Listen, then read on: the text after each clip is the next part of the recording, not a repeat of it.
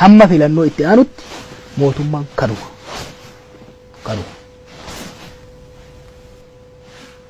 Qeequun danda'ama, gorsuun danda'ama, abaaruun danda'ama. Qawweedhaan foon qolchine jechuun uummata Itoophiyaa irratti lola raabsuudha. Foon qolchuun osoo danda'amu mootummaa Ihaadeeg. Facaasuun osoo danda'amu Ihaadeegummaan akka itti fufu kan godhame foon qolchuun gaagama hamaa fidaa jedhamee wayyaa darbe. Akkuma naannoo Amaaraatti amma dhufe irratti.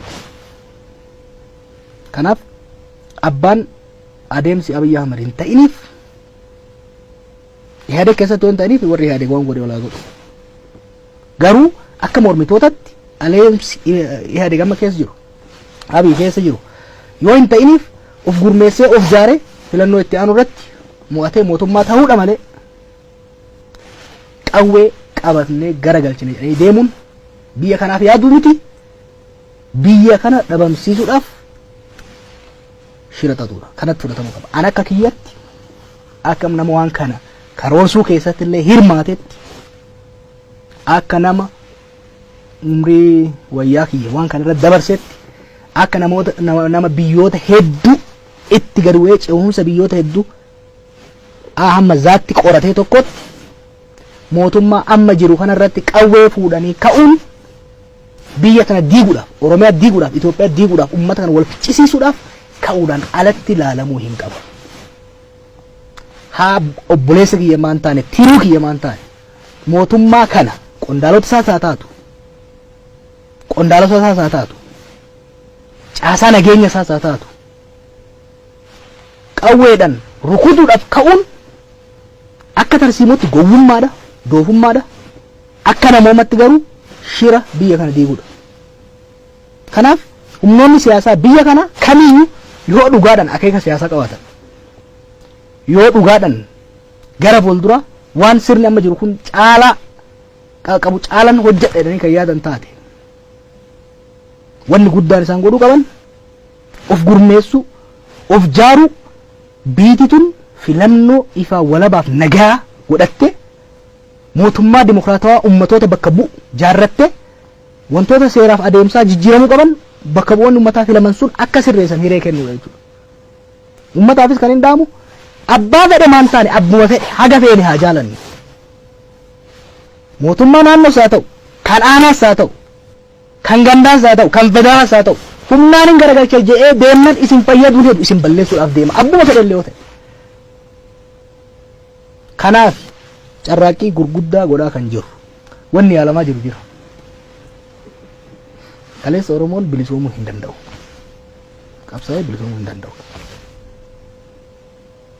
Ofii wal fixaa, saba biraa fixaa, kanaafuu bilisoomuu hin danda'u. Tokkummaa hin uummatu. Hooggan of keessaa baasuu hin danda'u. Har'a immoo Oromoon aggaataamii wayitiin akkuma hireetitti carraan wayii lootoriin takka yookiin immoo nama biraatirraa utaantee harka buute. Kanaafuu biyya kana bulchuu hin danda'u. Ofiis wal fixaa, saba biraatiinis wal fixaa. Tuffii jedhamutu kan deemamaa jiru. Oromoo keessa namni haga Abiyyi Ahmad humnoota kana gammachiisuudhaaf xaaree hin jiru. Saniin garuu ilaalamu Abiyyi akka Oromootitti ilaalama. Yeroo adda addaa kan jetti baay'een qeeqee muummicha ministeeraa. Garuu isa kuffisuudhaaf kan yaalamu Oromoo kuffisuudhaaf waan yaalamudha. Saaran by the way walakkaan isaa Amaara beeki. Ajaa waraanaa Abiyyi Ahmad waan ta'eef kan rukutame waan biraatiif miti. Ajaa waraanaa ce'umsa kanaa waan ta'eef kan rukutame. Aggaamii nurratti godhamee kun salphisuudhaaf, xiqqeessuudhaaf aggaamii godhamee akkanatti kan ilaalamuu qabu.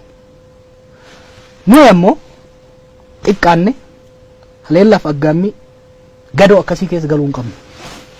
Akkuma kaleessa qabsaa'anii biyya bilisa baasuu hin danda'an, of bilisa baasuu hin danda'an, tokkummaa ummachuu hin danda'an sanatti tokkummaa sibiila irra cimaa tarsiimoo mataa isaan naannesse.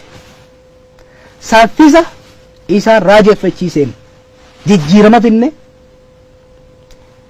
bilisummaa har'a namuu keessatti fayyadamee keessa dabree keessatti fincaanaa jiru kana uumuu dandeenyetti ce'umsa biyya kanaa immoo mirkaneessuu danda'uu qabna jechuudha.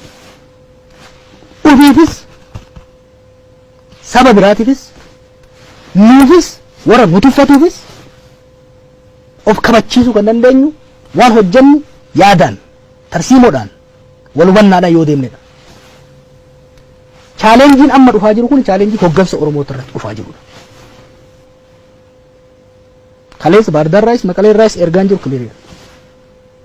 Kana moo yoo wal dhaggeeffanne sammuu qabna. Biyya kana uleedhaan bulchee jira namni maayyumiin adda addaa.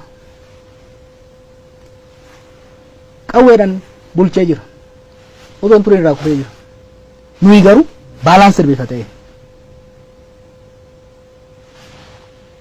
Sammuudhaan hoogganamuudhaan akkuma sammuudhaan hoogganamnee as geenyetti sammuudhaan yaadan bilchinaan bira dabalnee argamuudhaan bakka barbaachisaa ta'etti garuu sammuu isa uleenis gargaarsifachuudhaan sirna dimokiraatawaa federaalawaa walqixxummaa saboota tokkummaa biyya kabaja lammiilee hunda uumuu danda'u argamsiisuu irratti jirra. Kana fashaleessuudhaaf kana laaffisuudhaaf kana gufachiisuudhaaf warri nun jaalanne warri nu tuffatu warri of tuulummaan guutame wixxifachuu hin dhiisan. Kan mo'amnu garuu cimina isaaniitiin osoo hin ta'in laafina keenya qofaati. Kan mo'amnu gamnummaa isaaniitiin osoo hin ta'in gowwummaan keenya yoo jiraate qofaadha.